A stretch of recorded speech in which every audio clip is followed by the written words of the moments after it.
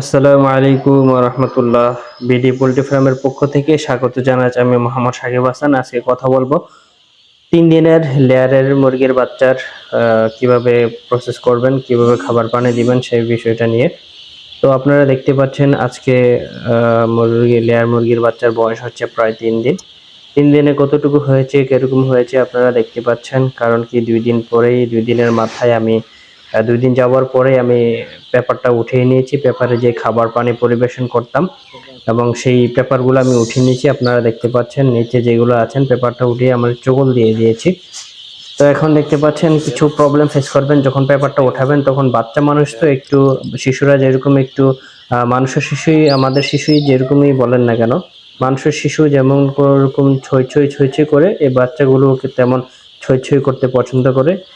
কিন্তু এই ছই করার কারণে কিন্তু আপনারা খাবার যে এই পাত্রগুলো, পানির যে পাত্রগুলো খুবই নোংরা করে ফেলে। যেই ছোবলগুলো আছে ওগুলোকে পানির পাত্র কিংবা খাবারের পাত্র দ্বারা ভরপুর করে ফেলে। এই যে দেখতে পাচ্ছেন আমরা এটা ফুয়ের সাহায্যে উড়িয়ে দেওয়ার চেষ্টা করি যাতে খাবারটা থাকে এবং উপরের যে ছোলাগুলো পড়েছে মুরগির বাচ্চাগুলো ও যে একটু হইচই করার কারণে এমনকি দৌড়াদৌড়ি করার কারণে আপনারা দেখতে পাচ্ছেন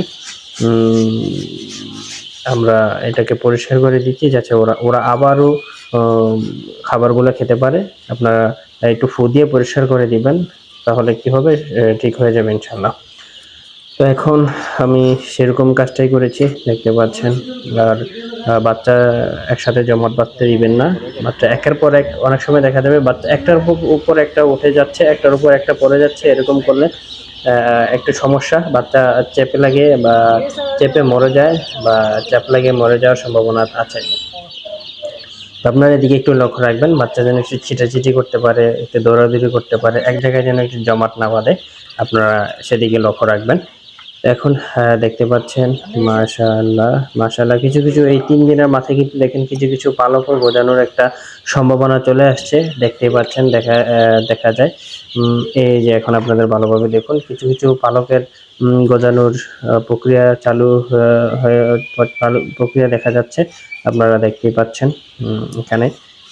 আমরা যে কি পানি ব্যবহার করছি ৩ দিনের মাথায়, কিরকম ওষুধ ব্যবহার করেছি ওটাও আমি আপনাদেরকে দেখাবো।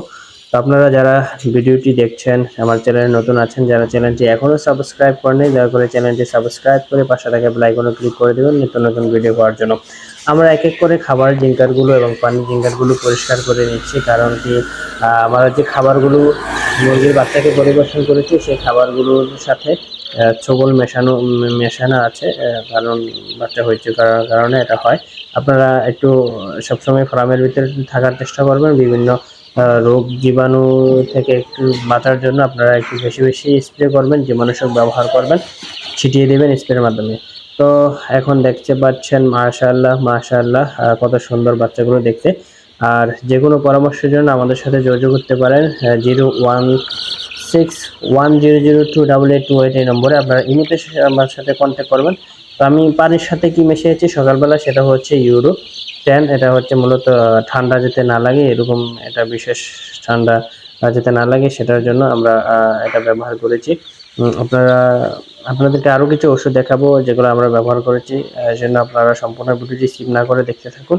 তো এখন দেখেন, এখন খুব ভালোভাবে বোঝা যায় যে একটু পালক গজাচ্ছে। যখন একটু পালক গজায় তখন মুরগা একটু হইচই করার চেষ্টা করবে, আপনাদেরকে এটা বলে রাখি। কারণ কি বাচ্চা তো বাচ্চাই হয়। এই যে দেখেন আরেকটা জিনিস হচ্ছে আপনাদেরকে, এখন আমি সকালে পানির সাথে কি ব্যবহার করেছি সেটা হচ্ছে এন্ড্রো 10। এটা হচ্ছে মূলত একটু ঠান্ডার জন্য। তারপর হচ্ছে 2+, তারপর ভিটামিন সি, এগুলো আমরা ব্যবহার করেছি। ভিটামিন সিটা একটু কম মাত্রায় ব্যবহার করবেন। লিটার প্রতি প্রায় 4 থেকে 5 লিটারের প্রতি 1 মিলি ব্যবহার করবেন। আর ইউরোটা হচ্ছে 1 মিলি আর ওটাও 1 মিলি। আপনারা এটা লক্ষ্য রাখবেন। সকলে ভালো থাকুন, সুস্থ থাকুন। আসসালামু আলাইকুম ওয়া রাহমাতুল্লাহ।